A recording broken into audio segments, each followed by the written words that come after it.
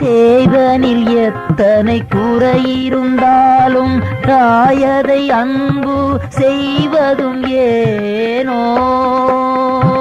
பேயன கடலில் புயல் வந்தாலும் தூய ஆறதில் பாய்வதும் ஏனோ. எத்தனை குறைகள் எனக்கு இயேசுவே, அத்தனை பொறுத்து அன்பு செய்தாயே.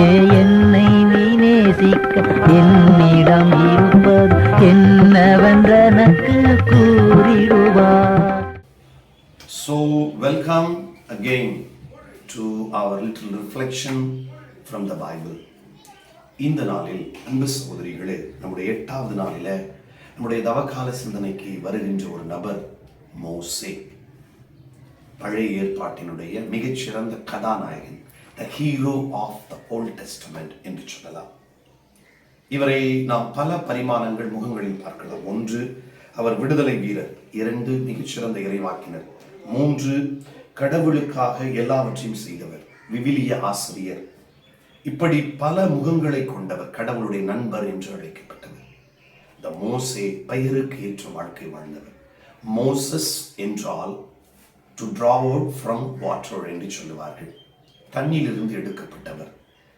அவருடைய பெயருக்கு ஏற்றவாறே இஸ்ரவேல் ஜனங்களை செங்கடல் தண்ணீர் வழியாக நடத்தி வந்து அவர்களை வாக்களிக்கப்பட்ட நாட்டிற்கு அழைத்து சென்றவர் இந்த மோசே.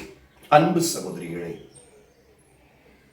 மோசேயுடைய வாழ்க்கையை பார்த்தீங்கன்னா, தப்பிக்க நினைச்சாரு, ஆண்டவர் விடவே இல்லை. தப்பிக்க நினைச்சவர் தண்ணீரின் வழியாக மக்களை மீட்டார். தப்பிக்க நிகழ்ச்சியை பாருங்களேன். நம்பர் 1 எப்படி ஸ்டார்ட் பண்றாரு பாருங்களேன். விடுதலை பயணங்கள் 3:11. நான் யாருன்னு கேட்கிறார். அவங்கள விடுதலை செய்ய நான் யாருன்னு கேட்கிறார். 2, அவருடைய கேள்வி பாருங்க, உங்க பேர் என்னன்னு கேட்கிறார். முதல்ல தன்னையை பற்றி, 2வது கடவுளை பற்றி, 3வது பாருங்களேன், இவ்வளவு சொன்ன பின்னாடி என்னை நம்ப மாட்டாங்களே அப்படின்னு சொல்றாரு. 4வது பாருங்க, நான் நாவன்மை அற்றவன். இப்ப நம்பிக்கை நாவன்மையோட போகுது. கடைசி எப்படி தப்பிக்க சொல்றாரு பாருங்க, யாரையாவது அனுப்புங்க ஆண்டவரே அப்படின்ட்டு. எவ்வளவு பெரிய பாடங்கள். ஒவ்வொரு கேள்வியிலையும் நம்முடைய துறவு வாழ்க்கைக்கான பாடம் இருக்குது. நமது துறவு வாழ்க்கையில நான் யாரும் கேட்ட பின்னாடி கடவுளை அறிந்து கொள்கிறோம். ஆனா அறிஞ்ச பின்னாடியும் பல நாட்கள் நம்முடைய துறவு பணிகள்ல நான் செய்ய மாட்டேன், இன்னொருத்தர் செய்யுங்க அப்படிங்கிற லெவலுக்கு நம்ம போயிடுறோம். அன்பு சகோதரிகளே, மோசே நம்முடைய வாழ்வுக்கு மிக முக்கியமாக தேவைப்படுகின்ற ஒன்று. ஏன்னா நீங்களும் நானும் we become savior. As a religious, you are a savior. அப்ப இந்த வாழ்க்கையில கல்வி பணி வழியாக, மருத்துவ பணி வழியாக, உங்கள் கற்றல் கொடுத்தல் பணிகள் வழியாக, உங்கள் வழிகாட்டும் பணி வழியாக, இப்படி பல பணிகள் வழியாக you become a savior. இந்த நாளிலே கடவுள் உங்களை ஆசீர்வதிக்கட்டும். அன்பு சகோதரிகளே, இந்த நாளிலே நன்றி சொல்லுவோம் கடவுளுக்கு. மோசேக்காக நன்றி சொல்லுவோம். நம்ம வாசிக்க வேண்டிய தியான பகுதி ரொம்ப சிம்பிள். விடுதலை பயணம் 14, 15, 16 வாசிங்க. ரொம்ப முக்கியமான பகுதிகள். எவ்வாறு இஸ்ரவேல் ஜனத்தை மோசே விடுதலை செய்தார். இன்னைக்கு நீங்க என்ன செய்யலாம்னா, உங்க கான்வென்ட் சாப்பல்ல நற்கருணையாண்டவருக்கு முன்னாடி ஒரு 1/2 hour ஸ்பெண்ட் பண்ணி, அழைத்த நீர் உண்மை உள்ளவராக இருக்கிறேன், நானும் உண்மை உள்ளவராக இருக்க வேண்டும் என்று ஜெபிங்க. ஒரு 1/2 hour spend before the Lord. May God bless you. Have a nice day. Bye.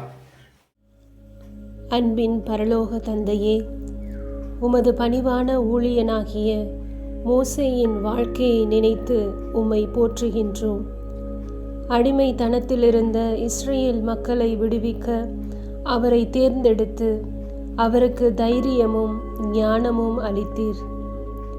எரியும் முள்ளுக்காட்டில் அவரை அழைத்து உமது சித்தத்தை வெளிப்படுத்தினீர். இறைவா, மோசே உம்மை நம்பி செங்கடலை கடந்தது போல நாங்களும் எங்கள் வாழ்க்கையின் சிரம கடல்களை விசுவாசத்தால் கடக்க உதவி செய்யும். மக்கள் குறை கூறினாலும் பொறுமையுடன் இருக்க மனதை எங்களுக்கு தாரும்.